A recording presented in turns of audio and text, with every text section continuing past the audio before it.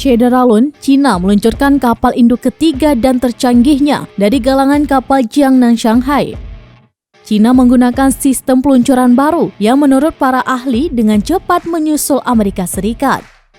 Kapal dengan nama Fujian itu adalah kapal induk ketapel pertama yang dirancang dan dibangun di dalam negeri China, kantor berita pemerintah Xinhua melaporkan.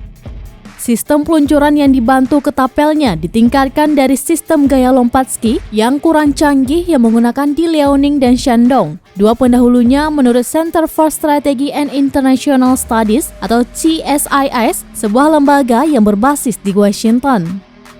Sistem baru mirip dengan yang digunakan oleh kapal induk Amerika Serikat akan memungkinkan China untuk meluncurkan lebih banyak jenis pesawat dari Fujian lebih cepat dan dengan lebih banyak amunisi. Selain sistem peluncuran, Fujian dilengkapi dengan perangkat pemblokiran dan perpindahan muatan penuh lebih dari 80.000 ton.